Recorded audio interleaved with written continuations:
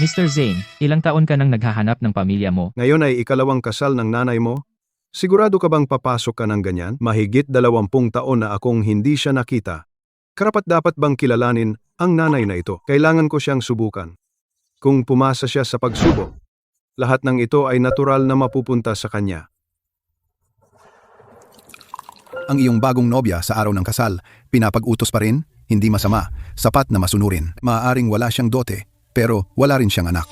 At mayroon pa siyang yumaong asawa na may 20,000 sa pensyon. Ang pakasalan siya ay tiyak na panalo. Pagkatapos ngayong araw, aalagaan na ang anak natin.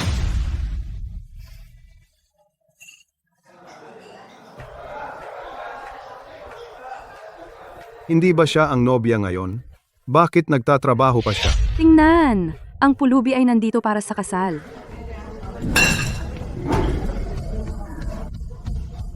Saan nanggaling ang pulubing ito? Ang sama ng kapalaran. May? Malinaw na pumunta siya para sa libreng pagkain. Bilisan, tumawag ng may magpapalaya sa kanya. Huwag antalahin ang kasal. Umalis ka na? Lumabas. Gaya ng inaasahan ko, bumagsak siya sa pagsubok ko. Aalis na ako ng mag-isa.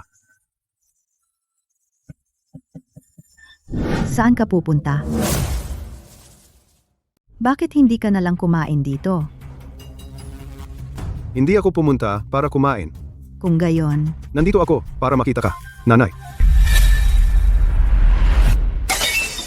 nagkakamali ka ba? Ang anak ko ay namatay mahigit 20 taon na ang nakalipas sa isang aksidente sa sasakyan kasama ang kanyang ama. Hindi ako namatay. Iniligtas ako ng isang dumaraang taga-nayon.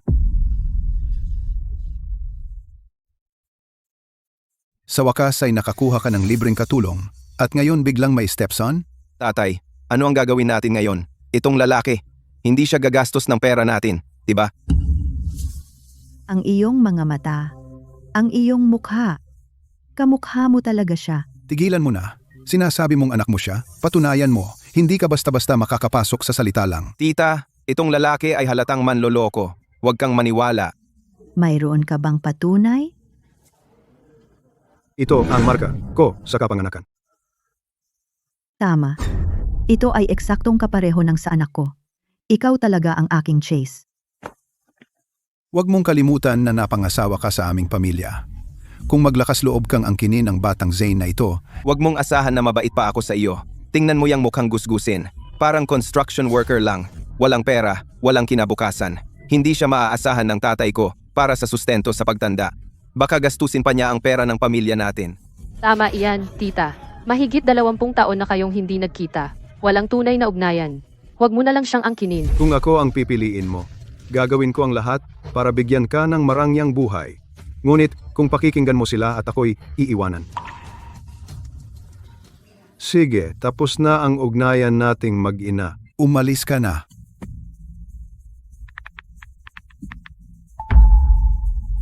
Sa lahat, ngayon ay dobleng biyaya.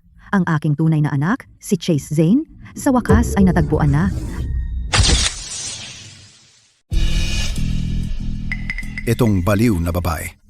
Chase, sabihin mo kay nanay, sa lahat ng mga taon na ito, paano ka nakatagal? May asawa ka na ba? Wala pa akong asawa. Huwag kang mag-alala. Mahirap, pero nakaraos naman ako. Wala ka pang asawa kapag nag-asawa na siya at nagtayo ng bahay? Hindi ba gagamitin niya ang pera ni May? Imposible. Kailangan nating humanap ng paraan para palayasin siya. Kasalanan ko. Nabigo kitang protektahan. Naghirap ka ng sobra mag-isa sa labas. Ngayon, aalagaan ka namin ng mabuti. Magiging masayang pamilya tayo. Dahil gusto ni nanay ng matatag na buhay, maaari kong lihim na tulungan ang mga Davis. Tita, ang anak mo'y sumulpot ngayon sa lahat ng oras. Bakit kanya inaangkin ngayon, bago lang ang kasal? Para hindi na siya gumastos ng pera o pagsisikap, alam niya kung kailan sisipot. Wala kang binayad ni Cinco para sa kasal ng nanay mo. Ngayong inaangkin mo siya, makakakuha ka ng libreng nanay, isang libreng tatay at kapatid. Ang galing na deal. Baka sa hinaharap, lalabanan pa niya ako para sa mana. May, dahil wala kang sariling anak, hindi ako humingi ng anumang dote sa iyo. Dapat man lang siya gumawa ng kanyang bahagi, di ba? Naghanda ako ng masaganang dote para sa nanay ko. Pero malinaw, hindi mo pa ito karapat-dapat. Nanay, ano ang pipiliin mo? Chase. Tama si Arthur. Dahil bumalik ka, dapat mong gawin ang iyong bahagi para sa pamilyang ito. Alam ko na. Matapos ang mahigit 20 taong paghihiwalay, umanig pa rin siya sa iba. Bilang nag-iisang pamilya ni nanay, kailangan mong umaksyon. Lumapit ka lang at umupo sa pangunahing mesa. May nakaupo na dito. Hindi siya pwedeng umupo dito. Bilisan nyo at ilabas siya dito. Si Chase ay sarili kong anak. Siya lang ang pamilya ko sa mundong ito. Kailangan siyang umupo sa head table at kailangan niya ang pinakadulong upuan sa harap. Sa panaginip mo, naayos ko na kung sino ang uupo sa mesang iyon. Lahat sila ay mula sa pamilyang Davis.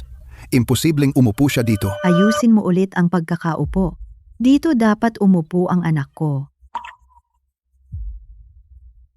Ikaw, Siya. Pinoprotektahan pa rin niya ako, tulad ng dati. Eksakto. Bakit hindi makaupo sa head table ang sarili niyang anak? Nagpapahirap lang iyan. Sigh. Tita, hindi ganoon kadali ang umupo sa head table. Dahil ang anak mo ay galing sa iyong panig, dapat magbigay siya ng kahit kaunting dowry. tama si Monica. May, dahil bumalik na ang anak mo, ang dowry na iyon ay hindi na pag-uusapan. Ang mga patakaran ay patakaran. Arthur, hindi ba't pinakasalan mo ako ng walang binayad na kahit 1 sentimo para sa dote? At ngayon ay may lakas ka ng loob na humingi ng dowry sa anak ko? Pinapasok kita sa bahay ko. May tirahan ka at may pagkain. Higit pa iyan sa nararapat sa iyo. At naglakas loob ka pang humingi sa akin ng dote? Kung ganoon, gusto kong makita na gusto mong pakasalan ng nanay ko ay talagang nagmamalasakit sa kanya o pera lang ang pakialam. 10 villa, mga susi ng 10 luxury cars, 11 pound ng gold bars. Tumasa ang nanay ko sa pagsubok, pero ang pamilyang Davis ay hindi pa. Pinagpipigilan muna namin ang dowry sa ngayon. Siyempre, naghanda na ako ng dowry, pero nagdala rin ako ng iba pang mga regalo.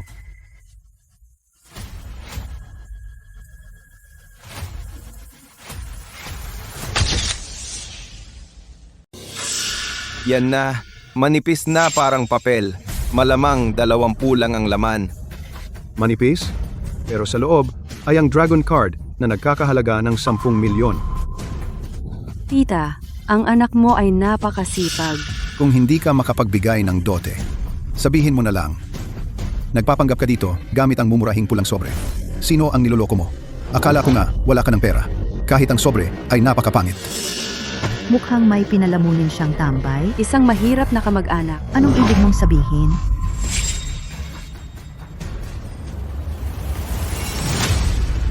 Ano ang laman ng pulang sobreng ito? Bakit hindi ninyo buksan at tingnan? Pagkatapos, mag-usap tayo. Ano ang tinitingnan mo? Tigilan mo na ang pag-aatras. Gusto mong makatakas. Ikaw, sigurado ka bang ayaw mong buksan? Tingnan natin kung anong kalokohan ang gagawin mo. Ha? Akala mo titingnan ko dahil sinabi mo. Sino ka ba sa tingin mo? Ito. Ito ang desisyon mo. Mula ngayon, huwag kang magsisi. Isang mumurahing pulang sobre lang. Anong kayamanan ang maaaring nasa loob? Pagsubok. Bagsak.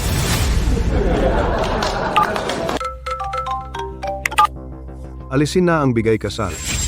Oh, hindi ako makapaniwala na may taong tumanggi sa pagkakataon na maging kamag-anak ang pinakamayamang tao. Linisin lahat. Arthur Davis, paano mo ginagawa ang kahihiyan sa anak ko? Ang anak mo ay hindi kasal at walang anak. Wala siyang anuman. Bumili ng bahay, mag-asawa, lahat ng iyan ay gagastusan ka. Tapos hihilain niya tayo. Hihilain ang pamilya natin pababa. Tama, tita. Ang pagtanggap sa kanya ay parang walang ilalim na hukay. Bakit namin siya dapat suportahan? Tita, huwag kang magpakatanga. Para sa isang mahirap na kamag-anak, hindi sulit ang mag-away sa aming pamilya Davis dahil dito. Waiter! Ilabas ang walang perang pulubi na ito. Nagdadala siya ng malas sa buong lugar. Naghahanap ng gulo, ha? Sino ang maglalakas loob na hawakan ang anak ko? Lalaban ako sa kanila hanggang kamatayan. Ito ang unang pagkakataon sa 23 taon na may isang taong walang kondisyong tumayo sa harap ko ng ganito.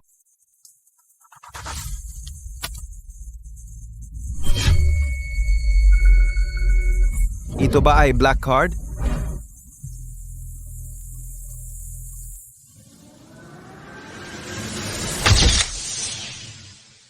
Ito ay isang dragon card. Kailangan mo ng hindi bababa sa 8-digit na ipon para maging kwalipikado sa top tier na black gold card.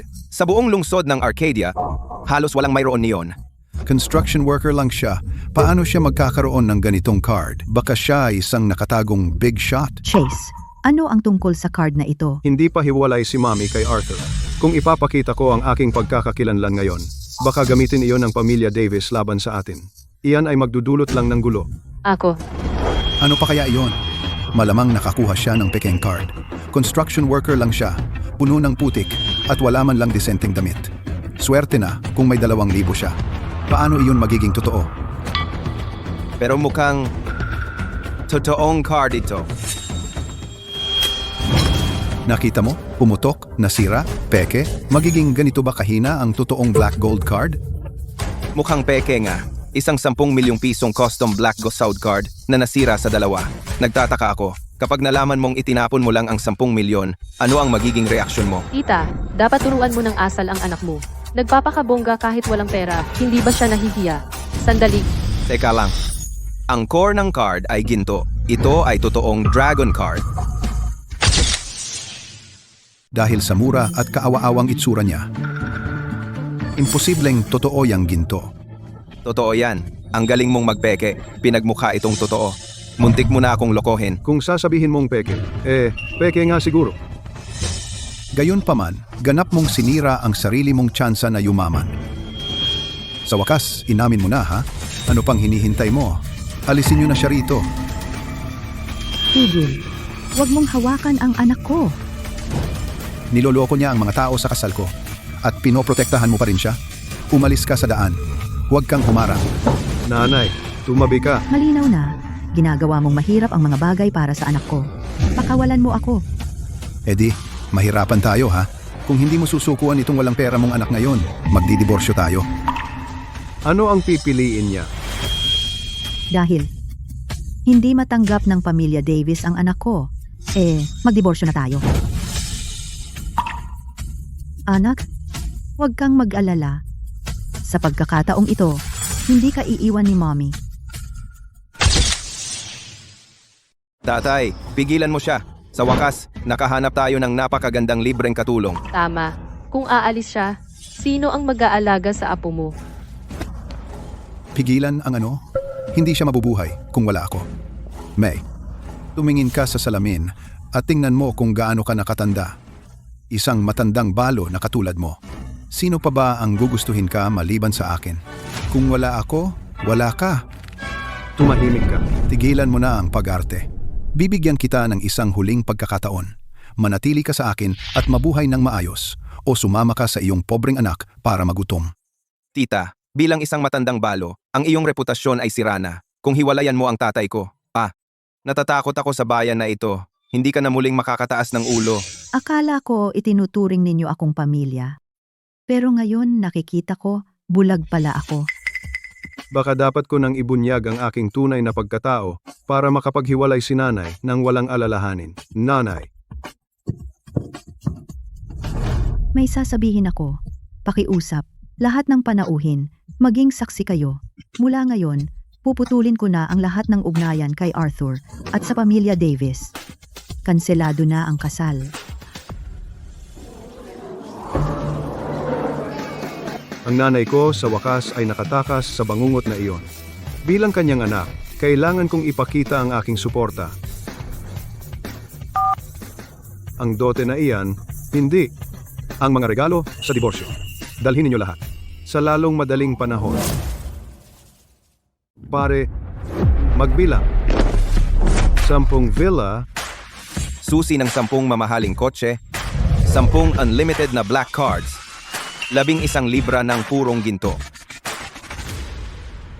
Ang dot ni G, Zane, para kay Gianeng, Zane, ay ginawang regalo para sa diborsyo. Tara na, bumalik sa hotel para magpadala ng regalo sa ating Mrs. Zane. Opo,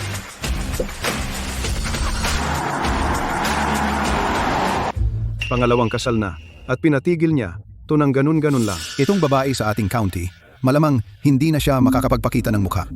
Mahigit 50 siya, nanggugulo. Lakas ng loob mo akong ipahiya sa publiko. May, isipin mong mabuti. Ang kawawang anak mo ay isang construction worker.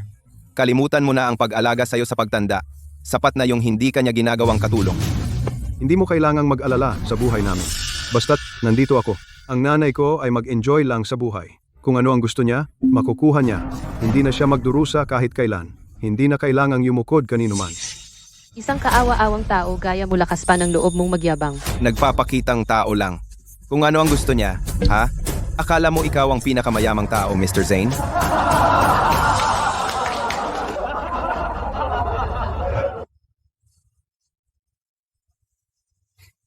Tama. Ako nga.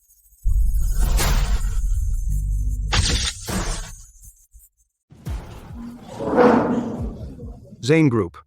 Nakita ko sa TV. Ito ang kumpanya ng pinakamayamang tao at pareho silang Zane. Baka siya talaga ang pinakamayaman. Chase, ikaw. Buwisit? Siya? Paano siya naging makapangyarihang Mr. Zane? Kung siya ang pinakamayaman, ako naman ang gobernador. Tama. Siguradong scammer ito. Kumuha siya ng peking business card sa kung saan para magpanggap na pinakamayaman. Tama na, hiyain mo ako, okay lang. Pero ang manghiya ng anak ko pa ulit-ulit. Chase, tara na. Hindi pwede. Ang pensyon ng babaeng yan, hindi ko pa nakukuha. Huwag kang maglakas loob na umalis. Dahil gusto mong masira ang engagement, kailangan mong magbayad para sa handaan. Nagbayad din ako ng 6,000. Bakit ako magbabayad sa iyo? Ikaw ang sumisira ng kasal, kailangan mong bayaran lahat. See? Sabihin mo ang halaga para sa kapayapaan.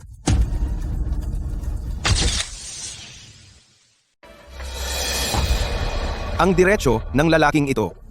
May ganun ba siyang pera talaga? Sa isang madaling utuin tulad niya, magkano kaya ang meron siya? Nagpapanggap lang siya na may pera, pero wala naman. Ang buong handaan ng kasal ay hindi bababa sa 100,000. Magbayad ka na, ngayon din. 100,000? Imposible. Simpleng kasal lang sa probinsya. Paano naman magkaganyan kamahal? Sa aking mga mesa, ginamit namin ang pinakamasarap na pagkain at inumin. Iyan ang presyo. Ano? Hindi mo kayang bayaran? Dahil halos asawa na kita, bibigyan kita ng pagkakataon. Kunin mo ang 20,000 pensyon mula sa iyong yumaong asawa at kalimutan ko na ito. Basta gagawin mo ang tungkulin mo na alagaan kaming tatlo, matutuloy pa rin ang kasal na ito. Tama, tita. Pag-isipan mo. 100,000 para sa kapayapaan ng natitira mong buhay, napakamura na. Ang pera. Maaari ko itong ibigay ngayon. Pero 30,000 lang ang kaya ko. 30,000? Binibiro mo ba ako? Kahit na sanay akong maglabas ng kaunting pera para malutas ang problema, hindi mo ito deserve. Ang buong handaan mo ay hindi lalagpas sa 24,000. Ang bigay kong 30,000 ay sobra-sobra na. Tay, paano niya alam ang ginastos natin? Ano ba ang alam mo? Ang mga putahing ito ay Australian lobster, king crab at premium seafood stew, lahat mamahalin. Bawat putahe ay nagkakahalaga ng daan-daan o libo-libo.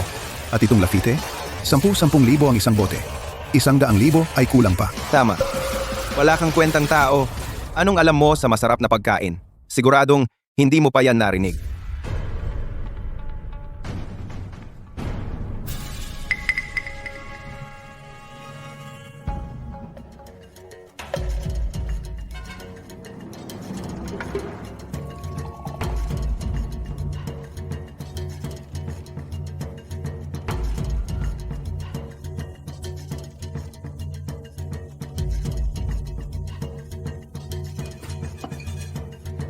Iyan ay lokal na dry red wine. Pakyawan, $16 isang bote. Dinikitan nila ng pekeng Lafite label. Peke? Ano? Totoo iyan. Nakabaliktad pa ang label.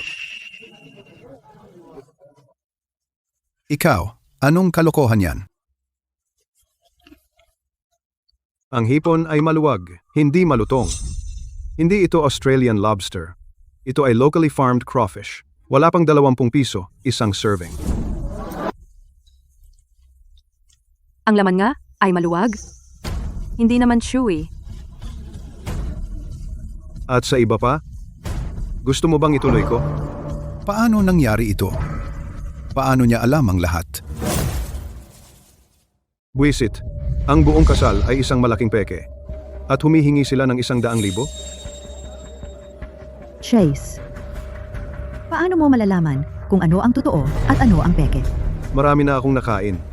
Kaya ko nang masabi ang pagkakaiba. Hindi ka pa nga nakatikim ng ganito kasarap. At nagpapanggap kang alam mo lahat. Eksakto. Huwag mo siyang pakinggan. Ayaw lang niyang magbayad. Sadyang iniinsulto niya tayo.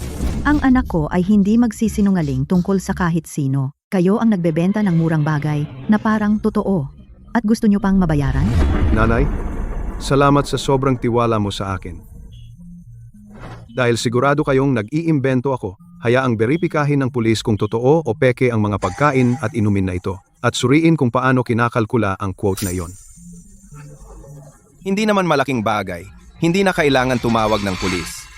Tatay, sapat na ang 30,000.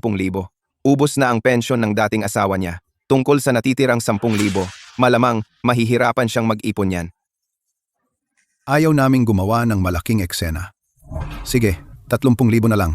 Basta magbayad ka ngayon din, pakakawalan ka namin. Mayroon akong 20,000 dito. Nanay, itong maliit na halaga, kaya kong bayaran.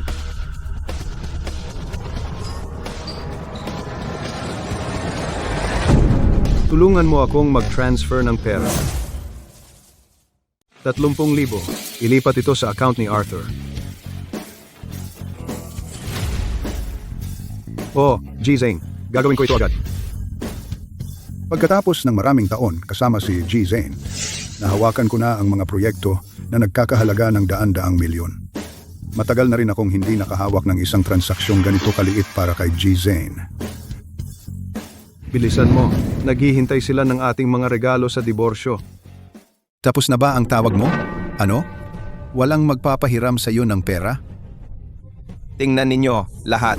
Ito ang nangyayari kapag sinisikap mong magpakitang gilas. Nakakahiya. Ang 30,000 ay hindi maliit na halaga. Mahirap para sa isang construction worker. Malamang kailangan niyang mangutang sa buong nayon. Anak, may ipon pa si nanay. At ang pensyon ng tatay mo. Ang account ay na-credit ng 30,000 dolyar. 30,000 dolyar. Nasa account na ba talaga? Ang bilis. 30,000. Inilip lang ng ganyan. Isang manggagawa sa konstruksyon. Paano siya basta-basta nagbigay ng ganyan kalaki? Sasabihin ko sa iyo.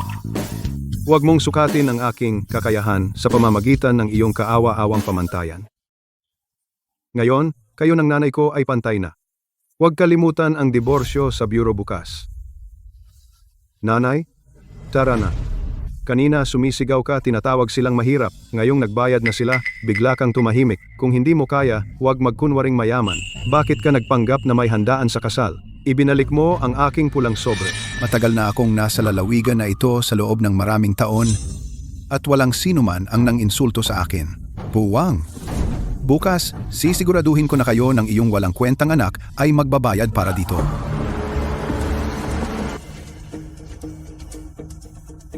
Ginoong Zane, ang mga regalo ni Gian Ing. Zane, para sa diborsyo, ay darating na. Mangyaring maghintay. Nanay, darating na ang sasakyan. Nag-prepare din ako ng sorpresa para sa iyo. Anak, wala ka bang pera? Yung 30,000 siguro naubos lahat ng ipon mo.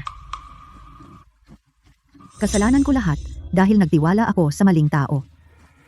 Huwag kang mag-taxi. Malapit lang ang inupahan ko. Pwede tayong maglakad na lang. Ma, huwag kang mag-alala. May pera ako. At saka, mas marami pa ako sa kaya kong gastusin. Chase, ikaw, nangutang ka ba sa mga loan shark? Anak, ito galing noong pumanaw ang tatay mo, yung 20,000 pensyon. Iningatan ko, hindi ko ginastos. Gamitin mo muna yan para bayaran ang utang mo. Kung hindi sapat, bata pa ako, pwede akong magtrabaho. Tutulungan kitang bayaran yan. Ma. Chase, makinig ka sa akin. Huwag kang makipagsapalaran sa mga loan shark. Okay lang maging mahirap, pero hindi tayo pwedeng lumihis ng landas. Ma, huwag kang mag-alala. Hindi talaga ako nangutang sa loan shark. Akin lahat ang perang yon. Itago mo ang pera mo at ni tatay. Talaga? Hindi mo ba ako niloloko? Ako?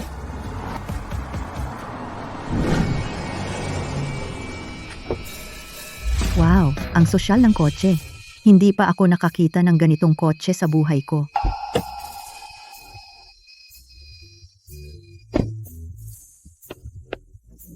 Mrs. Zane. Mr. Zane. Binata, ano bang ginagawa mo?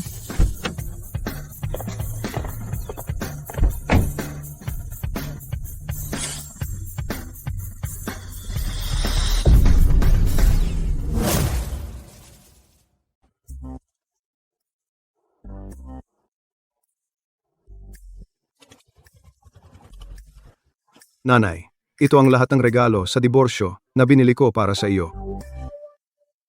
Aking. Mga regalo sa diborsyo ko? Nag-hire ka ng lahat ng mga aktor na ito at lahat ng mga props na ito. Kahit na peke lahat, malamang nagastos mo ng malaking pera. Anak, nagiging hangal ka. Paano ka gumastos ng ganoon kalaki para lang magpanggap? Mga aktor? Sabihin mo sa akin ang totoo. Magkano ang inutang mo? Nanay, hindi talaga ako umutang ng kahit ano. Lahat ng perang ito ay malinis. Kinita ko ito mismo. Kung hindi ka naniniwala sa akin, maaari mong suriin. Talaga? Pagkatapos, alisin mo na ang mga aktor at props na ito. Hindi natin kailangan ang buong palabas na ito. Mag-ipon tayo hanggat kaya natin. Mrs. Zane, hindi kami mga aktor. Mr. Zane, siya. Maaari ka nang umalis. Opo, Mr. Zane.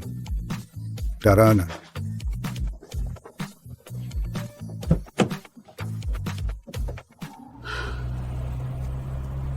Anak, dahil pinalaya natin sila, kailangan pa ba nating bayaran sila? Kung sasabihin ko kay nanay kung sino ako ngayon, mag-overthink siya at mag-aalala tungkol sa akin.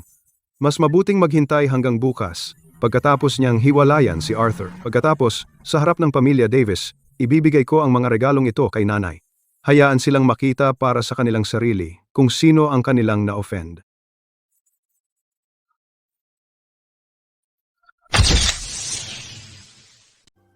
Hindi ako makapaniwala ang ina ng pinakamayamang tao ay nakatira dito.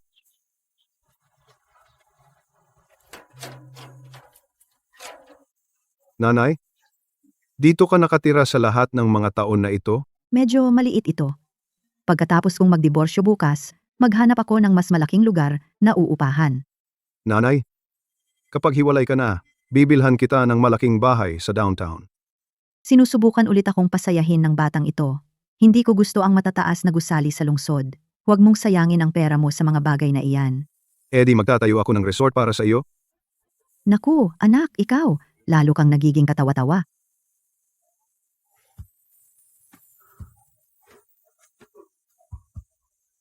Kunin mo ito.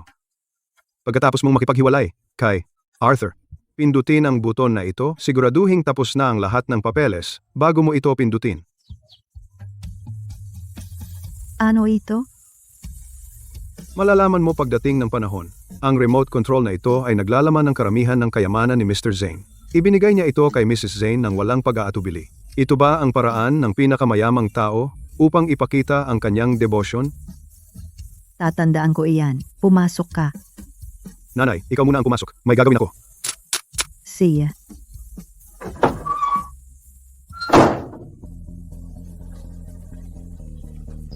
Mr. Zane, kasalanan ko ang pagiging huli. Pinahirapan ko si nanay ng sobra. Hanapin ang pinakamagandang lugar. Gusto kong magtayo ng resort para sa nanay ko. Opo, Ginoo. Siya nga pala, dahil kilala ang pamilya Davis, baka mahirapan ang nanay ko na makakuha ng diborsyo. Maghanda ng legal team. Opo, Ginoo.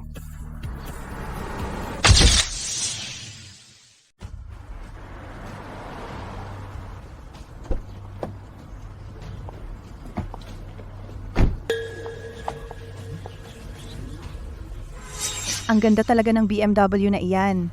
Masyadong mahal. Ano ang dapat katakutan? Ang pinakamayamang lalaki ay nagtatayo ng resort. Para sa kanyang ina dito mismo sa ating bayan. Kapag nangyari na ang relocation, Mabubuhay tayo sa magandang buhay sa lalong madaling panahon. Bumili ng BMW? Walang problema.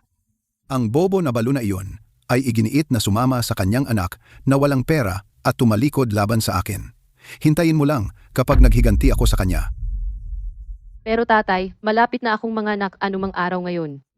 Kung hiwalayan mo siya, sino ang mag-aalaga sa atin? Oo, tatay. Ang pera para sa relocation ay hindi pa dumarating. Ang pagkuha ng yaya ay may bayad. Alam mo, kailangan mong maghanap ng ibang mapapangasawa para mapangalagaan niya tayo.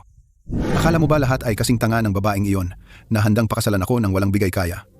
Maaari sana akong makakuha ng libre, masunurin at may kakayahang asawa na maglingkod sa atin. Sira ang lahat ng go na iyon. Bola-bolahin mo siya para magpatuloy sa paglilingkod sa atin bilang aming katulong. At mayroon pa rin siyang 20,000 pensyon, tama? Eksakto. Hindi pa kayo pumipirma ng mga papeles. At kapag nalaman niya kung gaano kayaman ang ating pamilya ngayon, magmamadali siyang bumalik para lambingin tayo. Hanggat matigas ka at tumanggi kang pumirma, wala siyang magagawa kundi bumalik para maglingkod sa atin. Ang matandang balo na iyon, sino pa ang gugustuhin siya maliban sa iyo? Naglakad ka ba? Nasaan ang pinakamamahal mong anak? Bakit wala siya rito para ihatid ka? Anong pakialam mo kung darating o hindi ang anak ko? Sumisilip ka sa hindi mo dapat pakialaman. Hindi mo talaga alam kung ano ang mabuti para sa iyo. May, ipusta ko hindi mo pa ito alam. Ang ating lugar ay gagamitin ng pinakamayamang tao para sa kanyang ina upang magtayo ng resort. Ang bayad sa demolisyon ay hindi bababa sa 400,000. Isang resort? Mukhang ang pinakamayamang tao ay katulad ng aking Chase, isang masunuring anak. Tumatawa ka pa rin? Nagseselos ka ba hanggang sa mabaliw? May, bibigyan kita ng pagkakataon. Una, lumuhod ka at humingi ng tawad sa nangyari kahapon. Pagkatapos, paglingkuran mo kami ng maayos mula ngayon. Baka isipin kong huwag kang hiwalayan. Magtatabi ako ng silid para sa iyo. Tigilan mo ang pag-aaksaya ng oras ko. Maghiwalay na lang tayo. Tatay, ano ang gagawin natin? Maghihiwalay ba talaga siya? Ano kung gusto niyang hiwalayan? Hindi ako sasang-ayon. Pagkatapos, kailangan niya kaming paglingkuran ng sunod-sunuran habang buhay.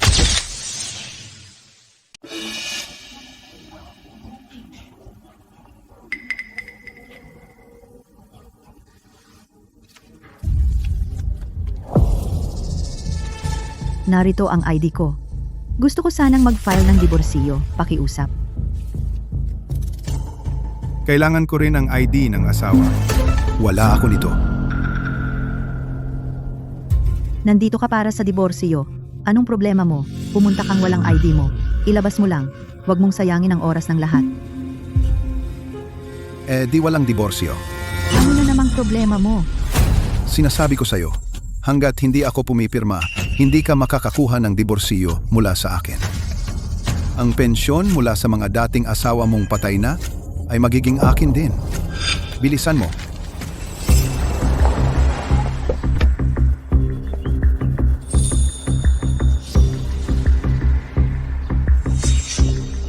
maghintay ka muna sa labas ng pinto. Kapag natapos na ang diborsyo ng nanay ko, ililipat ko ang kalahati ng aking ari-arian sa kanya. Si Arthur Davis, pinangahas mo pa bang kunin ang pensyon niya? Walang hiya. Kahit dalhin ko ito sa korte, hihiwalayan pa rin kita. Wala na akong kinalaman sa pamilya mo. Hoy! Lahat! Halika tingnan ninyo! Ang asawa ng babaeng ito ay maagang namatay at nawala ang kanyang anak. Ang tatay ko ay mabait. Naawa siya sa kanya at pinakasalan siya ng walang dote. Pagkatapos, nang matagpuan niya ang kanyang anak, gusto na niyang hiwalayan ang tatay ko. At iginiit niya na sa araw ng kasal, Itigil ang kasal sa harap ng lahat ng kamag-anak at kaibigan.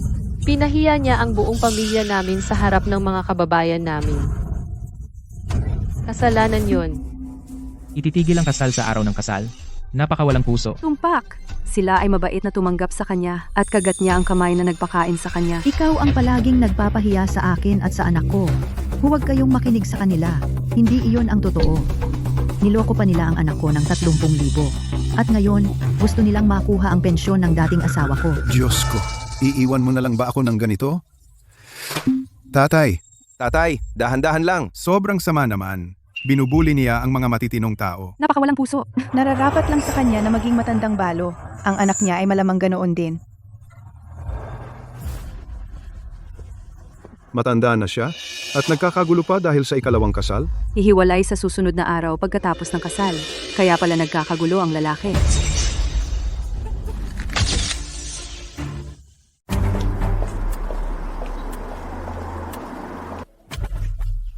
Ano ba ang sinasabi nila? Baka si Mrs. Zane?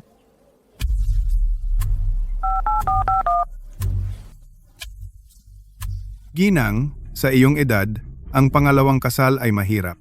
Wala naman siyang ginawang masyadong mali. Bakit ka pa magpapahirap? Kailangan kong hiwalayan siya ngayon. Kahit pumunta kami sa korte, hihiwalayan ko pa rin siya. Uy, itong matandang babae ay humihingi ng diborsyo sa araw pagkatapos ng kasal niya at nagsinungaling pa siya sa publiko. Sinisisi ang isang matapat na lalaki. Tara, ilantad natin siya. Tama, ang walang hiya.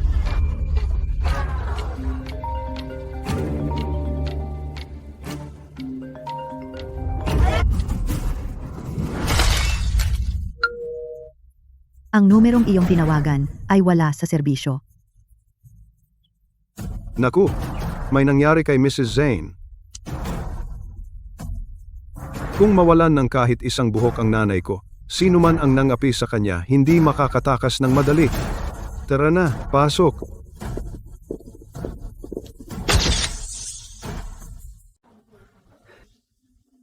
Alam kong hindi ka makapag-isip ng tama. Hindi kita sinisisi. Sumama ka sa akin pa uwi. Mula ngayon, magsaya ka sa magandang buhay. Tigilan mo na ang pag-aaway. Pinapalampas na nila ito. Ginang, bakit pa kayo nagkakagulo? Tama. Sa edad mo, nag-aarte ka pa. Hindi mo alam kung paano tamasahin ang mga biyaya mo. Mas gusto mo pang maghirap kasama ang anak mong walang pera. Buti nga sa iyo. Magsaya sa buhay? Tigil mo na ang pagpapanggap. Niloko kayong lahat niya. Bago tayo nagpakasal, trinato nila akong parang alila. Nag-aasikaso sa 3 sa kanila. Magtimpla ka ng tsa. Tiniis ko ang lahat ng iyon. Pero ang pinakamasama nilang ginawa, pagkatapos akong mahanap ng aking anak, pinahiya nila siya sa lahat ng paraan. Sinubukan pa nila siyang paalisin. Bulag ako dati. Hindi ko alam ang mabuti sa masama. Akala ko ang pagpapakasal sa kanilang pamilya ay magbibigay sa akin ng matatag na buhay. Ngayon nakikita ko ng malinaw. Tiyak na makikipagdiborsyo ako. Isang magandang palabas. Diborsyo ba ito o kasalan? Ginoong Zane, ang tanggapan ng rehistrasyon ng diborsyo ay nasa ikalawang palapag. Doon dapat si Ginang Zane. Tara na.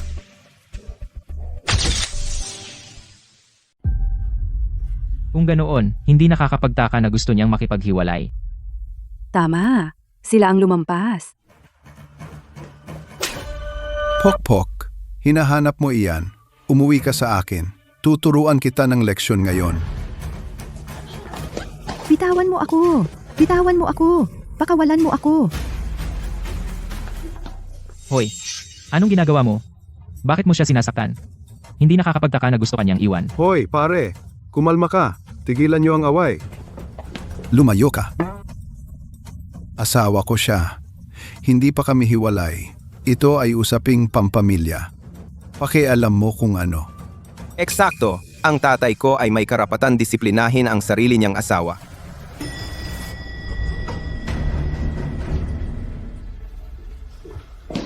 Tigil.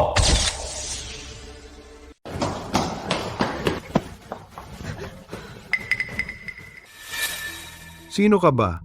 Wala kang pakialam. Disiplina ko ang sarili kong asawa. Ano sa iyo? Asikasuhin mo. Sige, ayon sa Artikulo 27 ng Batas ng Kasal, Tuloy lang, maghanap ka. Bitawan mo ako.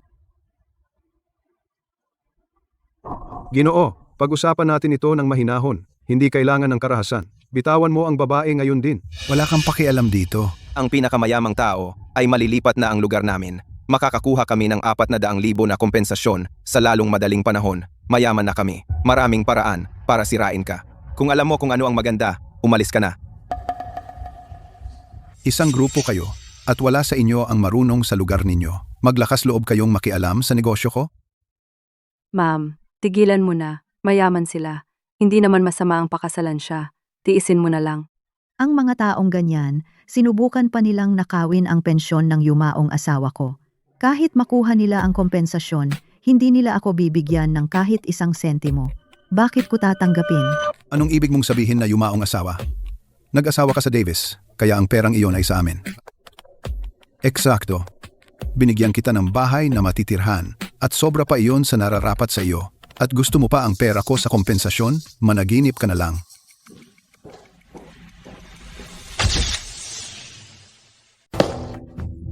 Buwisit, ang kapal ng mukha mong apakan ako. Kahit na kailangan kong tumira sa barong-barong habang buhay, wala na akong pakialam sa iyo. Kailangan na nating magdiborsyo ngayon. Kung hindi ka pa rin pumayag, ipapademanda kita. Wala ka ng pera ngayon. Wala ka nga disenteng cellphone. Yung anak mong construction worker iniwan ka na noon pa. Saan ka kukuha ng pera para umupa ng abogado na magdemanda sa akin?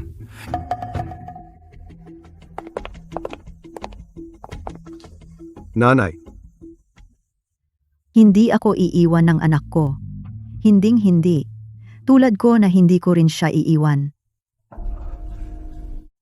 Yung anak mong construction worker, para lang makaipon ng 30,000 kahapon, malamang lubog na sa utang. Hindi niya kayang alagaan ang sarili niya. Maaga o huli, palalayasin ka niya. sino sa tingin mo ang magpapalayas sa nanay ko?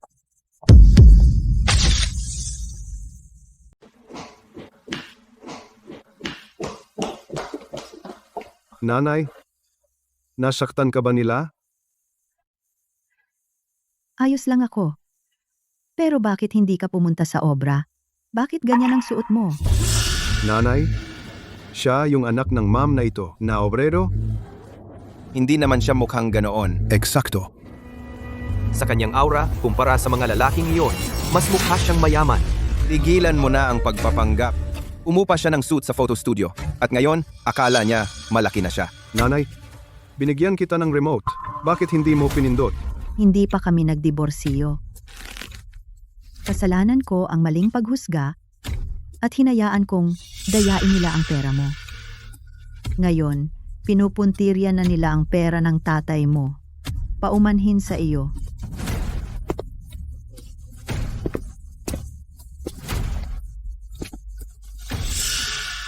Lakas ng loob mo pa ring habulin ang pera ng tatay ko? Patay na ang tatay mo at hindi naman niya magagamit.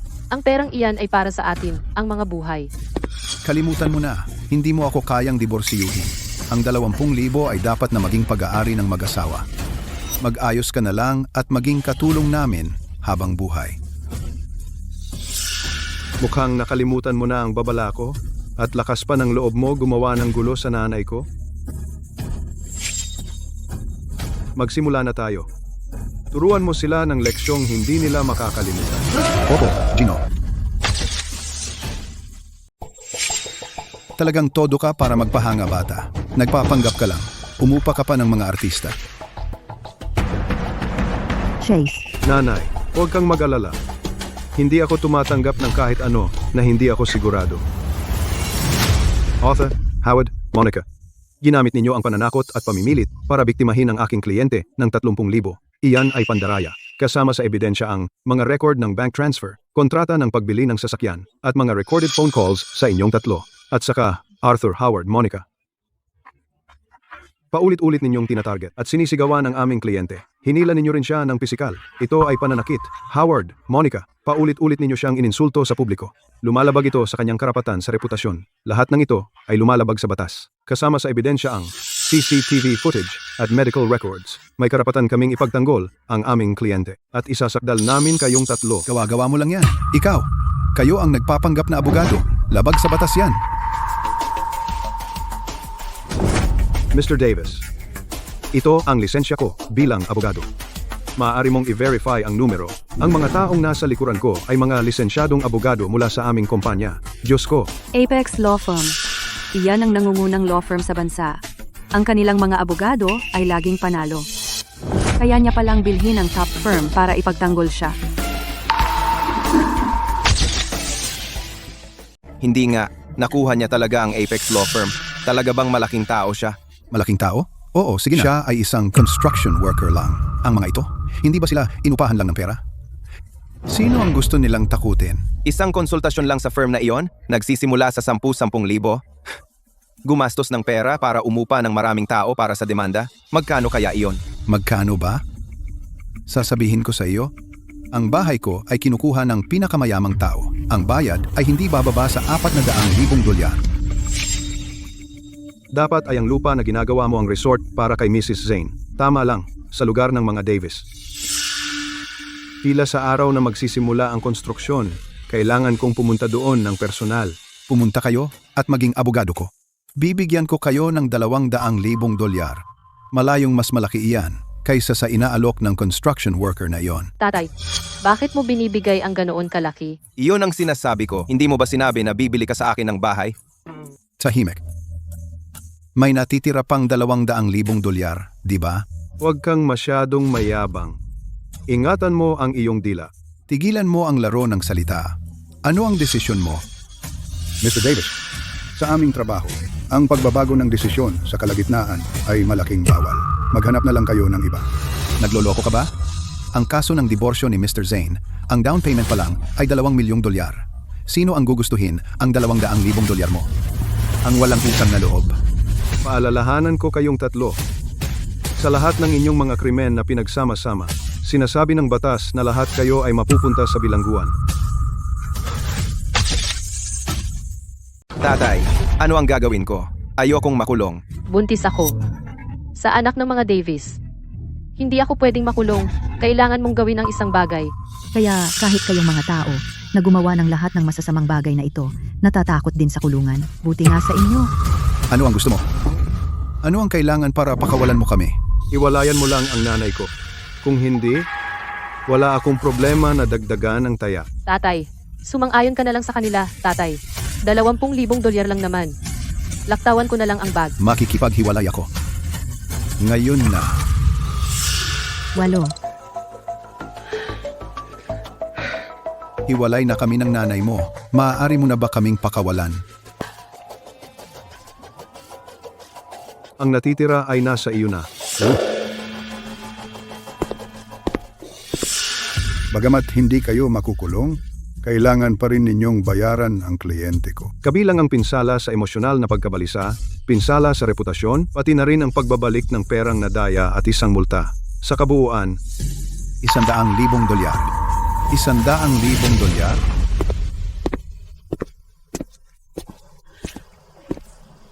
nanay, maligayang paghihiwalay. Binabati kita. Naalis mo na ang mga kasabwat na Davis. Salamat, Chase. Anak? Malamang, hindi ka talaga nagtatrabaho sa construction site, di ba? Ha? Yung mga abogadong humawak ng kaso natin, malamang malaki ang nagastos, di ba? Paano mo nakuha lahat ng perang ito? Nanay, naaalala mo ba? Yung remote na binigay ko sa'yo? Ito ba? Sabi mo pindutin pagkatapos ng diborsyo. Sige, pindutin mo na ngayon at malalaman mo. Ano gagawin nito? Chase. Walang nagbago. Nanay, tingnan mo ang bank account mo. Paano nangyari ito? 100. 10,000. 100,000. 1,000,000. 10,000,000. Hindi ako nananaginip. Chase. Ano nangyayari? Ano ang lahat ng ito? Nanay, Sa totoo lang, ako ang pinakamayamang tao sa Arcadia City. Ang Zane Group ay ang aking kumpanya. Sa sandaling pinindot mo yung button na iyon, kalahati ng aking mga ari-arian, automatikong nailipad sa iyo. Lahat ng mga properties, stocks, at deposits, ngayon, lahat ay yun na. Chase, hindi ka lang ba sinusubukang pasayahin si nanay? Paano ka biglang naging pinakamayamang tao? Nanay, sumusumpa ako. Nagsasabi ako ng totoo. Mrs. Zane, Nanay, Sumakay sa kotse. Ito. ito lahat ay mula kay Mr. Zane, maingat na pinili bilang regalo sa diborsyo para sa iyo. Nanay, kahit sino man ako, ikaw pa rin ang aking ina. Ang aking tatay ay namatay noong bata pa ako. Mula ngayon, aalagaan kita sa kanyang lugar. Kaya hindi mo na kailangang mag-alala tungkol sa anumang bagay sa natitirang bahagi ng iyong buhay. Ang aking mabuting anak. Ang pagkakaroon mo pabalik ay nagpapahalaga sa buhay na ito. Nanay, sinabi mo na gusto mo ang katahimikan at kapayapaan sa probinsya. Kaya bukod sa mga villa suite na natanggap mo ngayon, nagtayo rin ako ng resort para sa iyo. Isang resort? May, malamang hindi mo pa naririnig, di ba? Ang ating bahay ay gagamitin ng pinakamayamang tao para magtayo ng resort para sa kanyang ina. Ang pera sa relocation ay hindi bababa sa $400,000. Ang resort na sinasabi mo? Ito ba? Tama. Ito ang resort na itatayo ng mga Davis. Sa araw na magsimula ang konstruksyon, pupunta ako doon mismo. Kung kumilos ng maayos ang mga Davis, kung isa sa alang-alang ang pekeng kabaitan na ipinakita nila sa iyo noon, hindi ko sila pagkakaitan ng kahit isang sentimo. Ngunit kung hindi pa rin sila magbabago, pababayaran ko sa kanila ang nararapat na halaga. Kung alam ko lang noon, hindi ko dapat pinakasalan ng babaeng iyon. Para bayaran ng anak niya na $100,000 na kompensasyon, naubos na ang aming mga ipon. Pati ang bagong BMW namin ay wala na. Tatay, ano ang gagawin natin? Bumalik si Monica sa bahay ng kanyang mga magulang. Sabi niya kung hindi namin makuha ang pera ng kompensasyon, aabortihin niya ang lalaking sanggol na daladala niya at hihiwalayan ako. Huwag kang mag-alala. Kapag dumating na ang kompensasyon ngayon, babalik siya sa akin na parang walang nangyari. Arthur, binabati kita. Anong ginagawa mo? Narinig namin ang lahat. Ikaw at ang ina ni G. Zane, ang pinakamayamang tao, ay napakalapit. huwag kang mahiya. Ang alkalde mismo ang nagsabi sa amin. Narinig ko na si G. Zane ay nagtayo ng resort na iyon para sa kanyang ina. Kapag naging stepfather ka niya, malamang makukuha mo ang kalahati ng yaman ng pinakamayamang tao.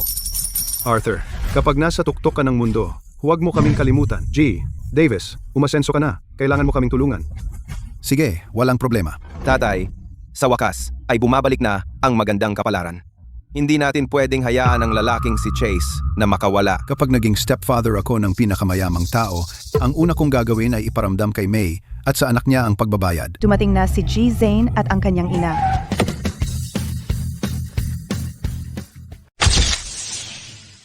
Arthur, bilisan mo! Ang mayor ay naghihintay sa pasukan ng baryo para salubungin kayo. Nandoon si Mr. Zane at ang kanyang nanay. Sinabi niya na, bilisan mo rin daw. Tara na. Mr. Zane, Mrs. Zane, maligayang pagdating, maligayang pagdating. Dumaan po kayo rito. O, isasama ko muna kayong dalawa sa paglilibot. Ipakikita sa inyo ang aming baryo at tingnan ang lugar ng resort. Medyo pagod ako, kaya hindi ako sasama. Chase, ikaw na lang ang mauna. Magpapahinga muna ako rito. Nag-aantay si Mrs. Zane rito. Kaya ba naghihintay siya kay Arthur? Talagang close sila ni Arthur. Sige, sumakay ka na sa kotse at magpahinga. Mas komportable sa loob ng kotse. Babalik ako agad. Tara na. Agad-agad. Mauna na kayo, Mr. Zane. Ang ganda ng kotse. Tiyak kay Mr. Zane yan. Ikaw ang nanay ni Mr. Zane, tama? May,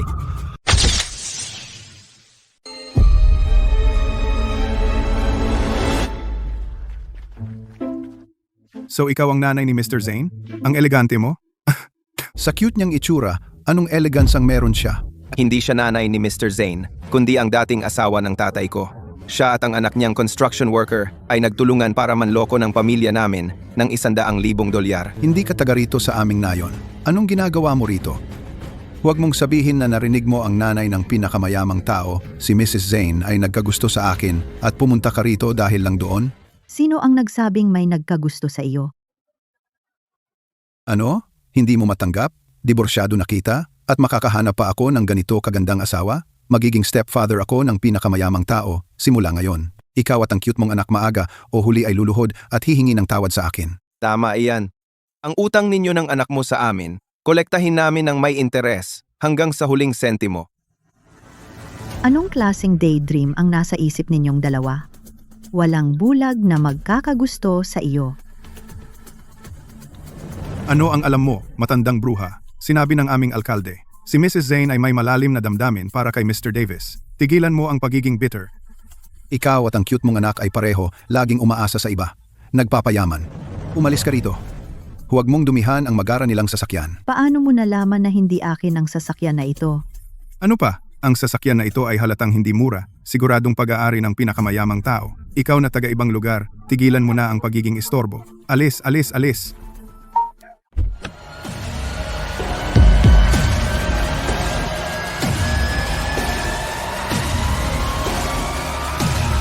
Pero akin ang sasakyan na ito.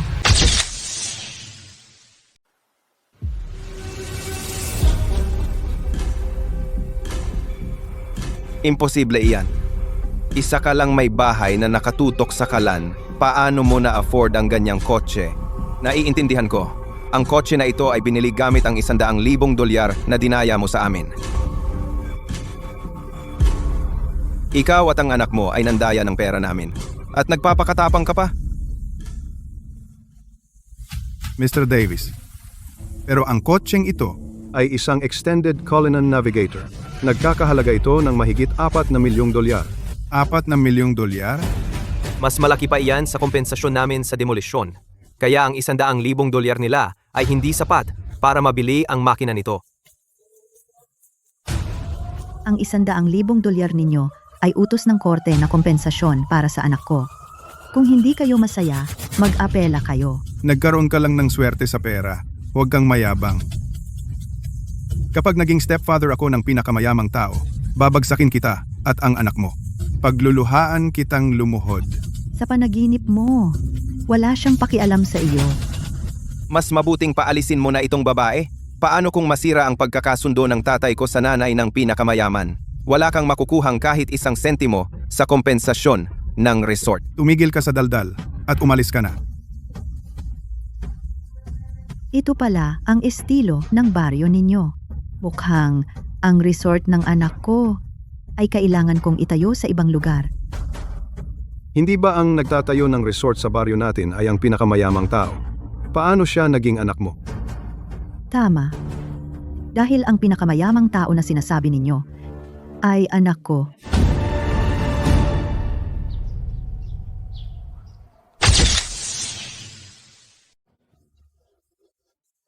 Puro ka kasinungalingan. Alam na ng buong nayon, paano ito magiging hindi totoo? Nahuli kang nagpapanggap na mayaman, nahihiya ka lang, kaya ka naglalabas ng walang kwenta, yabang at kasinungalingan. Sino ang nakakaalam kung saan mo nakuha ang pekeng balita na iyan? Tama, ang alkalde mismo ang nagkumpirma. Hindi ito pwedeng mali. Sa tingin ko, ibang klase itong babaeng ito. Magsisinungaling pa siya para hindi mapahiya. Mga kapitbahay, nagpapanggap ang babaeng ito na nanay ng pinakamayamang tao. Sinisira ang pangalan ni Ginoong Zane.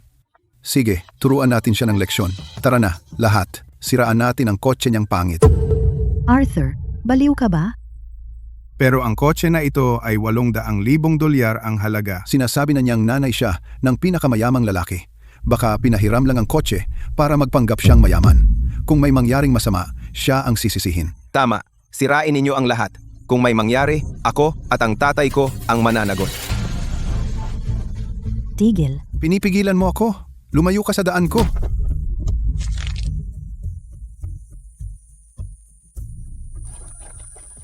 Napagmasdan ko na ang kapaligiran ng nayon. Sa kabuuan, maayos naman. Ituloy lang ang proyekto ayon sa plano. Sige, Ginoong Zane. Buong puso kaming makikipagtulungan. Hindi ka namin pababayaan. Malapit na ang oras. Tara, sunduin natin ang nanay ko at pumunta sa pulong ukol sa lupa. Oh,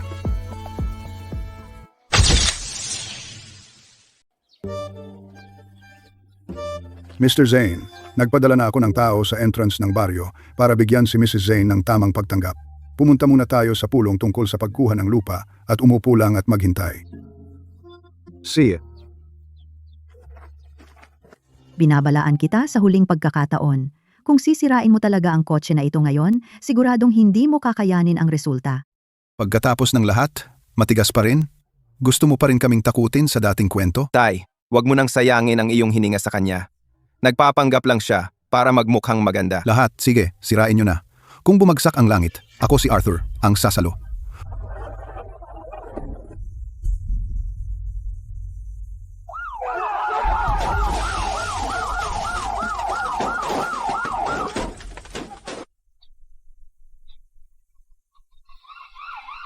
Mr. Zane, nag-alarm na ang iyong kotse dahil sa damage.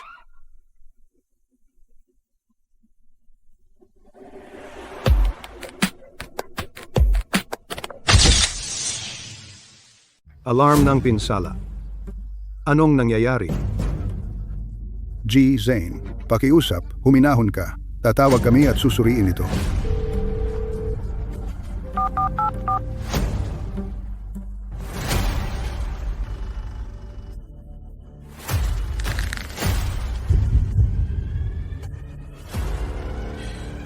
Sinira mo ang sasakyan ng anak ko.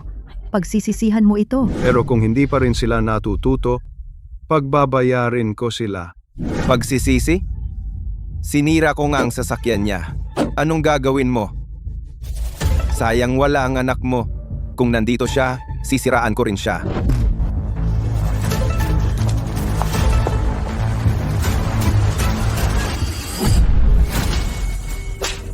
Huwag mong hawakan ang anak ko. Tay, Lakas loob mo akong saktan? Teka, G. Davis. Nasa telepono ang alkalde. Teka lang. Sasakyan ni G. Zane? Bakit biglang nagkaroon ng alarm ng pinsala? Paano mo hinayaan na mangyari ito?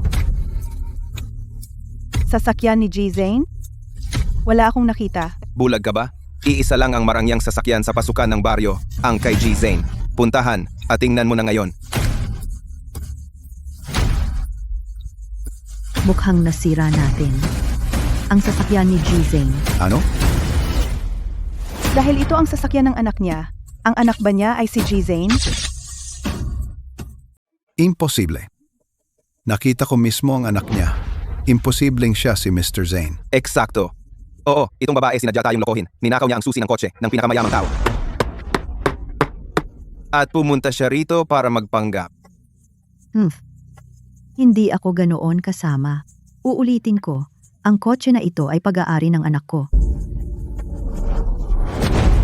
Manahimik ka. Nagpapanggap ka pa rin sa akin. Makakalaman din ni Mr. Zane maaga o huli na binasag namin ang kotse niya. Ano ang gagawin natin ngayon? Arthur, ikaw ang nagpilit na basagin natin itong kotse. Sinabi mong ikaw ang mananagot kung may mangyari. Tumahimik kayong lahat. Ako ang magiging stepfather ng pinakamayamang tao.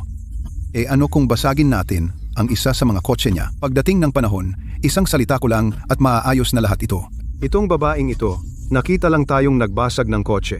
Kailangan nating alisin siya agad bago siya magsumbong. Kung mangahas kang saktan ako, hindi ka patatawarin ng anak ko. Mr. Zane, pasensya na.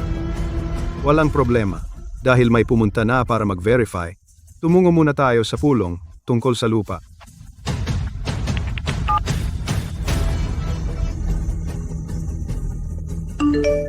Nagpadala ulit ng mensahe ang opisina ng mayor. Darating na si G. Zane sa pulong. Nakuha niyo ba si Mrs. Zane sa entrance ng nayon? Teka, walang Mrs. Zane dito. Wala pa kaming nakitang babae. Sandali. Hindi ba babae iyon? At kaedad ni Mrs. Zane? Baka naman. Hindi siya nagsisinungaling? Siya talaga ang biological na ina ni Mr. Zane? Sinabi ko sa iyo, imposibleng siya ang totoong nanay ni Mr. Zane. Eksakto. Ang totoong Mrs. Zane ay tiyak na hindi pa dumarating. Bilisan natin at hanapin siya. Mrs. Zane? Mrs. Zane? Nasaan ka? Anak, Nasaan ang anak ko?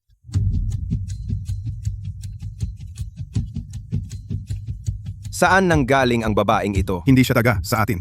Hindi ko pa siya nakita dati. Nakita mo ba si Toby?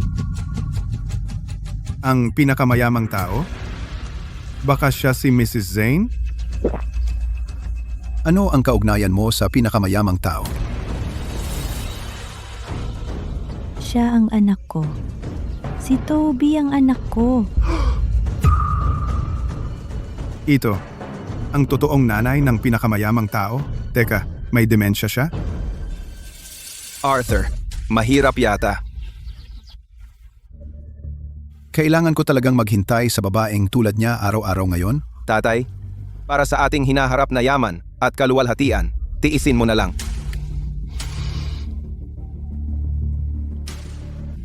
Halika, dito, Mrs. Zane. Dadalhin kita para hanapin ang anak mo. Arthur, hindi ako makapaghintay na makita ang mukha mo kapag nalaman mo ang buong katotohanan. Ito ay magiging napakahalaga. Kakaiba. Bakit pamilyar ang matandang ito? Ikulong siya sa bodega. Huwag mo siyang palabasin para hindi siya makagulo.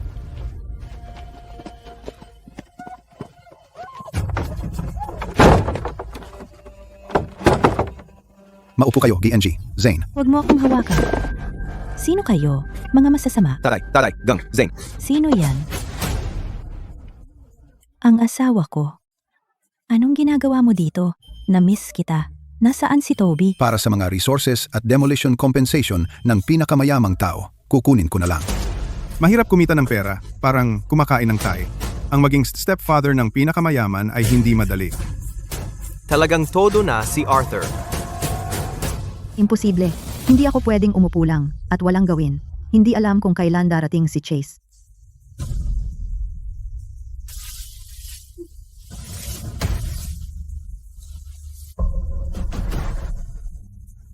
Zane. Ang pulungan para sa pagbili ng lupa ay nasa unahan lang. Si GNH, Zane, ay nasa loob, naghihintay sa iyo. WH.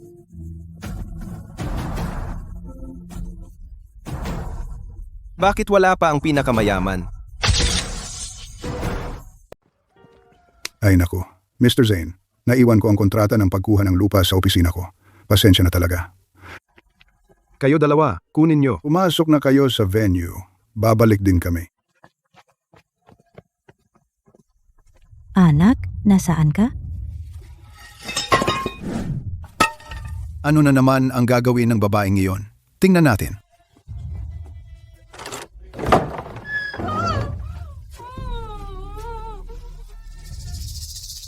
Ano? Nakakulong ka na? Pasaway ka pa? Gumagawa ka pa ng mga kalokohan? May, tingnan mo ang sarili mo ngayon. Bakit hindi ka nalang sumunod? Nagpapahiya ka lang. Arthur, lumabas ka at patiin si Mrs. Zane. Tama na. Ano ang tinititigan mo?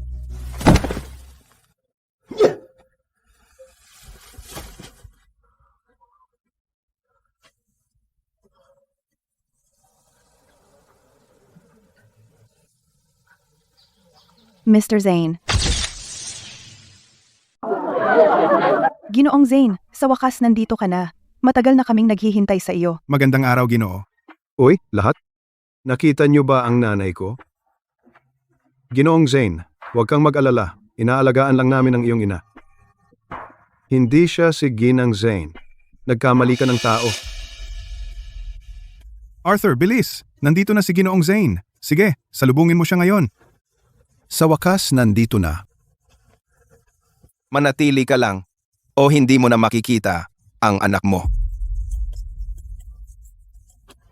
Ginoong Zane, hayaan mo akong magpaliwanag. Ginoong Zane, pasensya na. Huli ako. Ikaw pala?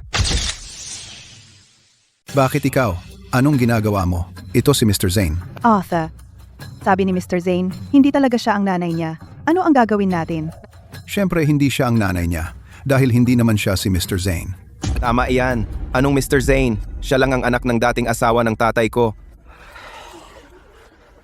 Alam ko na, kaya peke siya. Mukhang oras na para harapin ka rin. Kayo, mag-ina. Napakalaking sakit ng ulo. Katatapos ko lang sa matandang babae at ngayon ikaw, munting pilyo. Sinusundan mo ako, naghahanap ng gulo. Anong ginawa mo sa nanay ko?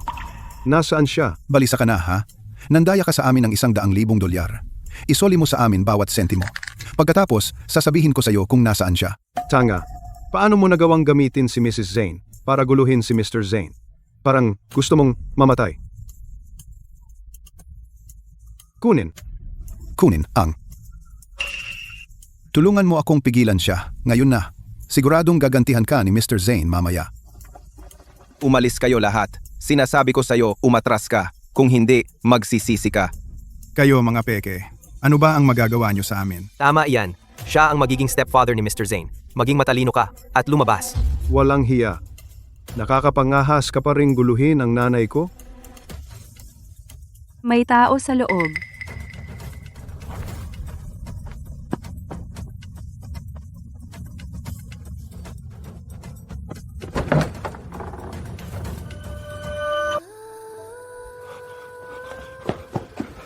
Nanay, Nanay,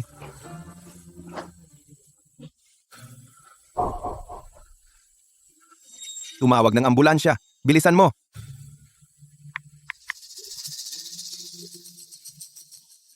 sige, tawag ka na. May mga tao ako sa pasukan ng nayon. Bawat ambulansya na papasok, haharangin ko. Akala mo matapang ka, edi lumayas ka dito. Tama. Sa Green Hill Village, kami ang nagdedesisyon. Sumigaw ka hanggat gusto mo. Wala ring mangyayari. iba ka talaga. Makipag-ugnayan sa HQ ngayon. Isuspend ng walang kondisyon ang resort project. Isuspend ang lahat ng kooperasyon sa baryong ito. Yung resort project? Sino ang tinatakot mo? Katulad mo ang nanay mo. Puro ka lang pagpapanggap at bluffer. Tama. Akala mo kaya mong humawak ng proyekto? Akala mo talaga ikaw ang pinakamayaman? Ang iyong imahinasyon ay hindi lalampas doon. Kapag pumirma na tayo ng deal kay Mr. Zane, ang baryo natin ay aangat. Toby? Toby ko? Nanay, Mukhang dumating na ang tunay na Mr. Zane.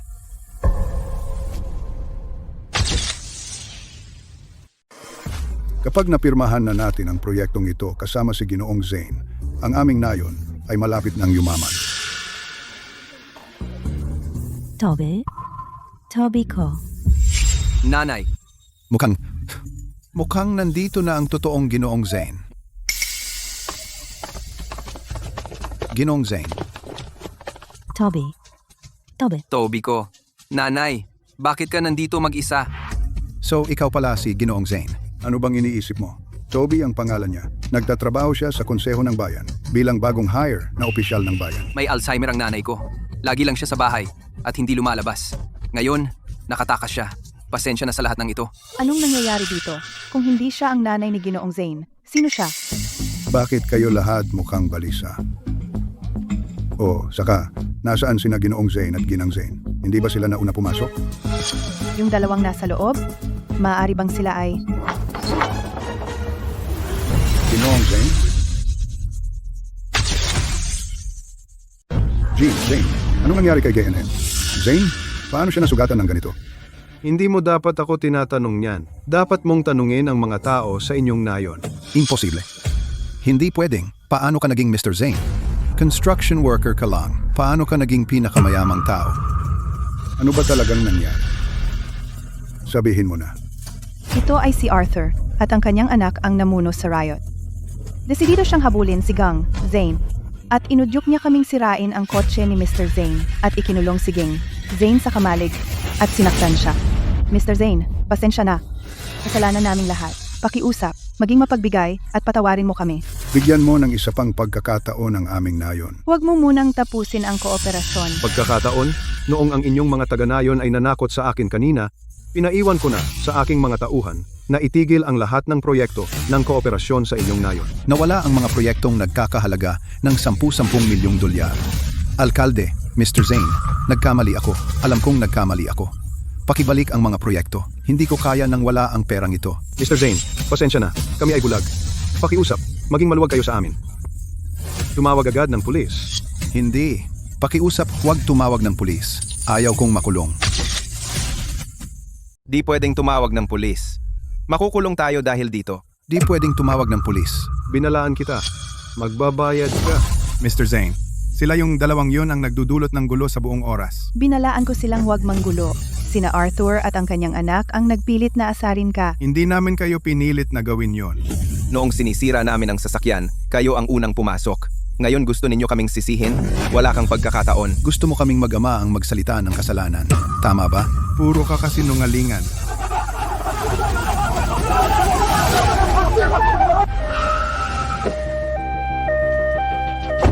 Nasaan ang pasyente? Dito lang. Mr. Zane, mabait ako sa nanay mo. Alam mo ba? Tingnan mo. Dahil halos ako na ang iyong tatay, pakawalan mo na ako. Noon, sinamantala mo ang nanay ko at sinaktan mo siya ng ganyan. Ang pinakamalaking pagsisisi ko ngayon ay hindi kita pinatay sa mismong oras na yon. At naglakas loob ka pang gamitin yon para magmakaawa sa akin? Manalangin ka na okay lang ang nanay ko. Kung hindi, ang mangyayari sa inyo ay hindi kasing simple ng pagkakulong at multa. Halika rito. Zay, ano ang gagawin natin? Tapos na tayo. Tapos na ang lahat. Kamakailan, isang ama at anak sa isang nayon ay malisyosong nag-udyok sa buong nayon na saktan ang iba at saktan siya. Nagdesisyon na abisuhan ang mamamayang si Wang Fanbo na maglabas ng abiso.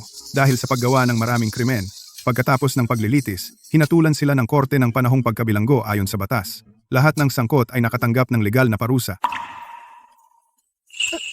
Mia, Buti na lang noong una natagpuan ko ang VIP ward na masyadong tahimik at lumipat ako sa regular ward na ito. Sino ang mag-aakalang aksidente ay magiging magandang tugma para sa anak ko? Kayong dalawa? Kailan nyo balak sabihin sa akin ang tungkol sa relasyon nyo? paano mo nalaman? Wala pa kaming pagkakataong sabihin sa'yo. Nitong nakaraang 2 buwan, pumupunta ka sa ospital araw-araw. Basta nasa ward si Mia, nananatili kang matagal. Kailangan kong maging bulag para hindi mapansin. Nagpaplano kaming maghanda at bigyan ka ng sorpresa. Hindi inaasahan na alam mo na. Mia, salamat sa pagsama mo sa aming chase. Mag-ingatan kayo sa isa't isa. Gagawin namin, Mrs. Zane. Mabuti. Mrs. Zane, actually, alam din ng mga magulang ko tungkol sa amin ni Chase. Gusto nilang maghintay hanggang sa ikaw ay makalabas para imbitahan ka sa bahay namin para kumain. Hindi ko alam kung maginhawa para sa iyo. Siyempre, hindi na ako makapaghintay na maging manugang na babae kita. Magsi-rounds na ako ngayon. Sige. Nanay, talaging iniisip ni Mia na ako ay empleyado lang sa kumpanya ko. Bala kong sabihin sa kanya mamayang gabi sa hapunan para formal na aminin ang aking pagkatao. Totoo iyan. Ikakasal ka. Dapat malaman nila na ikaw ang pinakamayamang tao. Nanay, di ba sobra tong regalo? Di mo gets. Unang beses nating makikilala ang pamilya niya. Dapat seryosohin mo ang regalo. Sige, okay. Pero di natin kayang dalhin lahat ito ng sabay. Kunin muna natin ang ilang magaan na bag paakyat. Siya.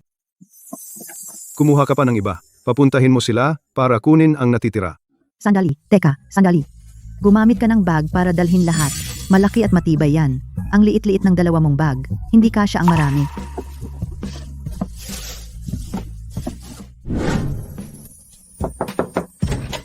Mrs. Zane, Chase, nandito na kayo. Tuloy kayo. Napakalinis at maaliwalas ng bahay nyo. Ang mga magulang ni Mia ay malamang madaling pakisamahan. Sandali. Huwag kayong pumasok. Nanay, anong ginagawa mo? Pasensya na, ma'am, pakiusap. Sinabi ko na sa'yo, hindi sila pwedeng pumasok. Malamang, iniisip ni May na kakaunti ang dala natin at hindi tayo sincere. Huwag kang mag-alala, marami pa tayong dala. Ang bait at considerate ni Mia. Paano naman ang nanay niya ay isang taong namamata sa mahihirap at pera lang ang mahalaga? Anak, Bilisan mo at sabihin sa kanila na kunin na ang iba pang gamit. Hindi, ma'am. Hindi na kailangan magdala ng kahit ano. Hindi iyon ang ibig sabihin ng nanay ko. Mahina lang siya sa pagsasalita. Pumasok muna kayo. Sige, magpalit lang tayo ng tsinelas at pumasok. Nanay, mukhang kailangan pang pag-isipan ang kasal na ito. Mia, dahil busy ang nanay mo ngayon, Alis na muna ako. Mia? Hindi ba sinabi ko sa'yo na naghanda ako ng 2 bagong tsinelas para kina Chase at May? Bakit mo kinuha ang mga luma? Ah, oo nga. Nakalimutan ko. Bakit ba tayo magpapalit ng tsinelas? May, Chase, tuloy kayo. Ang tatay ko ay nagluluto pa. Maghintay lang tayo sandali. May, Chase, pasensya na talaga. Kinakabahan lang talaga ako. Nagkakaroon ako ng masungit na mukha kapag kinakabahan. Hindi ko talaga intensyon na magpakita ng masungit na mukha at pahirapan ang mga bagay. Sa totoo lang, nang marinig niya na darating kayo ngayon, nagsimula siya mga araw bago mag-ayos ng lugar. Hindi lang siya marunong magpakita. Ayos lang, ayos lang. Ipinapakita lang nito kung gaano tayo pinapahalagahan ni May. Kaya mali ako kanina. Nagdala kami sa inyo ng mga regalo. Mumunting bagay lang. Handa na ang pagkain. Oras na kumain. Huwag magmadali. Kain tayo. Si Robert ay mahusay na magluto. Sige. G-Lane, napakasarap ng luto ninyo. Mapalad tayo na may ganito. May, nilalambing mo ako. Binasta ko lang. Siya nga pala, bakit hindi sumama ang asawa mo ngayon? Anong meron? Sa totoo lang, pamilya kaming single parent. Ang tatay ni Chase ay namatay sa aksidente sa sasakyan. Kasalanan ko ito. Si Chase ay nawala ng mahigit 20 taon. Kamakailan lang namin siya natagpuan. Kung ganoon, ang kasal nila baka kailangang baguhin. Tatay, Alam ko na. May, Si Chase ay mabait na bata. Kasalanan ko. Huwag mo siyang husgahan. Nanay, kalimutan mo na. May, mali ang pagkakaintindi mo. Ang ibig kong sabihin sa pagbabago ng petsa ay ipasulong ito. Ginoo at Ginang Lane, kayo, Chase. Sa lahat ng mga taon na ito, noong wala kang mapuntahan, nanatili kang positibo at mabait. Kahit nakakuha ka ng trabaho sa isang nangungunang pandaigdigang kumpanya, Zane Group, sigurado kaming nasa mabuti kang kamay si Mia. Ginoong Lane, ipinapangako kong aalagaan ko si Mia. Ginoo at Ginang Lane, pinaghirapan ninyo ang lahat ng mga taon na ito. Gusto naming ikasal na ang mga bata sa lalong madaling panahon. Sa totoo lang, gusto rin naming ang 2 pamilya ay maging isa ng tunay. Salamat. Salamat sa inyong lahat. Teka, pamilya tayo, hindi na kailangan magpasalamat. Huwag kayong mag-alala tungkol sa kasal. May ipon kami. Tama, kahit nagtatrabaho si Chase sa Zane Group, kakasimula pa lang niya, kaya malamang wala pa siyang masyadong ipon. Kami na ang bahala sa gastos ng kasal. Itabi ninyo ang pera ninyo para pagkatapos ng kasal. Ginoo at Ginang Lane, naging tapat kayo sa akin. Oras na para magsabi ako ng totoo kung sino talaga ako. Ginoo at Ginang Lane, hindi pala ako empleyado. Sa halip, Ako ito, buksan ang pinto. Bakit sila bumalik ulit? Sino ang nasa pinto? Robert at Susan, ako na ang magbubukas. ang pamilya ni na John at Mary. Ang anak nilang babae ay nakahanap ng mayamang lalaki para sa kanyang ikalawang kasal. Dumadalaw sila kada 2 araw para magyabang. Nagbubukas ng pinto ng gabing-gabi? Akala ko ba hindi kayo masaya makita kami?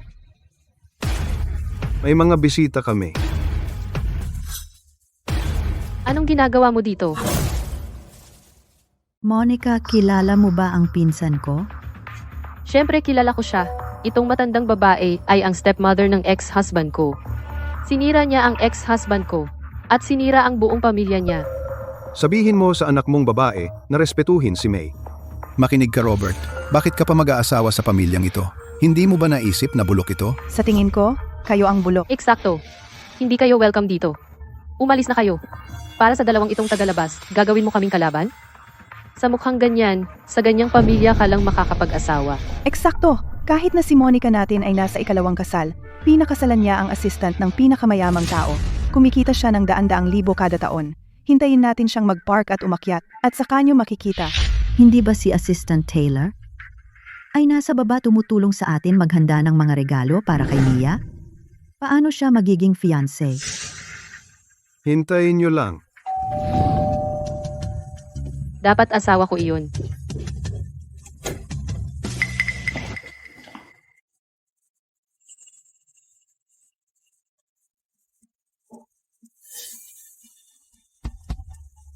Hindi ito mukhang Assistant Taylor. Ito ang asawa ko, assistant ng pinakamayamang tao. Siya ang namamahala sa mga proyekto ng pamumuhunan ng pinakamayamang tao. May access siya sa pinaka-eksklusibong balita ng insider investment sa Zane Group. Lahat ng ipon ng pamilya natin ay naibigay na sa aking manugang para sa pamumuhunan. Hindi magtatagal bago tayo kumita ng $1,000,000. Mabubuhay tayo sa tuktok Kaya ng mundo. ginamit mo ang pangalan ko at ni Assistant Taylor para manloko ng tao. Ikaw ay isang manloloko. Tito, ang aming kumpanya kamakailan ay may external fundraising project. Kung may extra kang pera, pwede ka ring mamuhunan sa akin. Garantisadong panalo. Mia, ang pamumuhunan sa aking manugang ay mas may pag-asa kaysa sa pananatili sa iyong walang perang nobyo. Paano hindi ko alam iyon? May external fundraising projects pa ang Zane Group? Siya ang assistant ng pinakamayamang tao. Mas alam niya kaysa sa iyo kung may project. Si Chase ay empleyado ng Zane Group. Siyempre alam niya. Buisit, ngayon may kausap tayong tunay na may alam. Hindi ka si Assistant Taylor, di ba? Siya, Tito Robert, Tita Susan, naloko kayo. Siya ay isang construction worker sa isang site. Paano siya magiging empleyado ng grupo ng pinakamayamang tao? So construction worker siya. Natakot ako. Hindi ka kumikita ng pera, kaya inaakusahan mo ang iba na manloloko. Kita mo, wala siyang silbi. Kung ano ang itinanim, siya ang aanihin. Dahil ipipilit mong tumalon sa apoy, hindi na ako mag-aabala pigilan ka.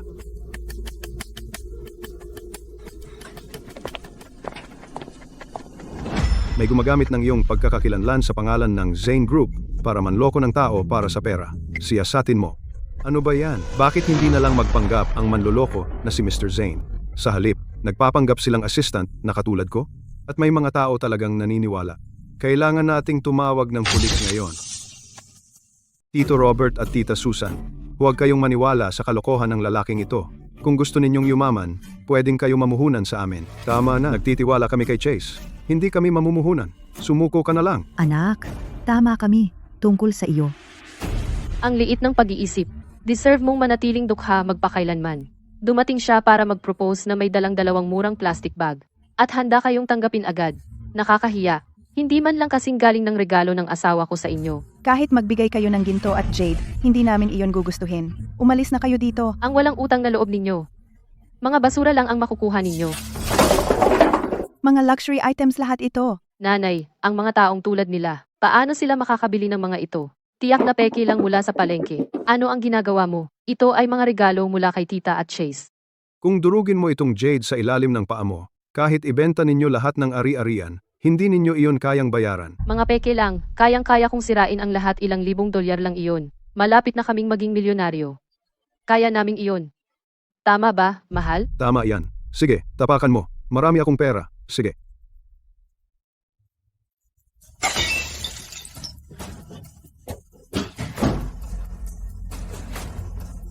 Siya yan.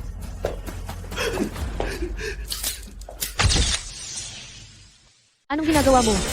Bakit niyo inaaresto ang asawa ko? Ang lalaking ito ay pinaghihinalaang may pandaraya. Pandaraya sa pananalapi.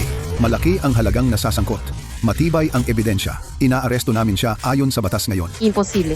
Talagang imposible. Ang asawa ko ay assistant ng pinakamayamang tao, si Mr. Zane. Paano siya magiging mandaraya? Mali yata ang tao niyo. Mali ang inaaresto nyo. Hindi ako nandaya. Ako ang assistant ng Zane Group. Tama na. Buksan mo ang iyong mga mata at tumingin ng mabuti. Ako ang assistant ni Mr. Zane. Maraming beses naming napatunayan. Ang pagkakakilanlan ni Mr. Taylor ay kumpirmado. Siya ang assistant ng chairman ng Zane Group. Para sa isang ito, ang kanyang pagkakakilanlan ay peke. Walang maling pagkakaintindi. Opisyal. E paano ang perang ininvest namin? Lahat ng ipon namin ay ininvest. Sa investigasyon, kalahati ng inyong pondo ay nailipat sa ibang bansa. Mahirap mabawi. Ano? Sa kabuuan ng aming $200,000 na ari-arian, $100,000 na lang ang natitira. Opisyal. Sandali lang. Kanina, ang babaeng ito ay sadyang sinira ang aking mga personal na gamit sa publiko. Pakitandaan din. Itago ang ebidensya. Notaryo, kailangan ba yon? Mga mumurahing peke lang yan. $1,000 lang. Kaya kong bayaran yan. Paki-compute para sa akin ang kabuuang halaga ng mga sirang item na ito.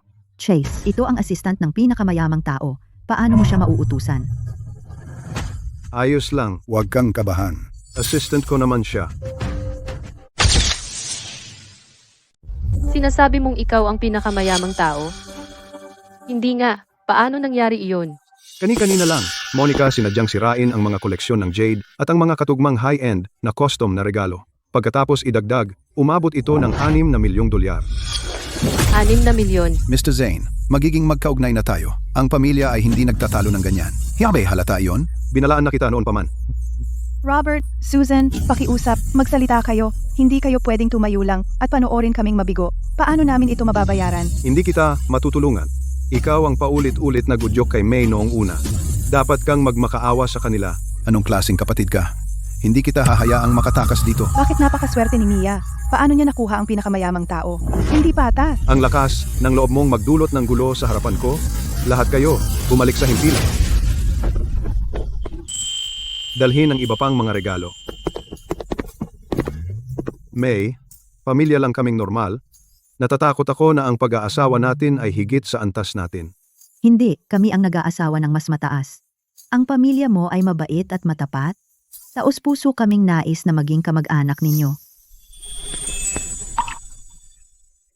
Mia, sa natitira kong buhay, tulad ng pagprotekta ko kay nanay, poprotektahan kita at pasasayahin kita. Pakasalan mo ako. Gagawin mo ba? Oo, gagawin ko.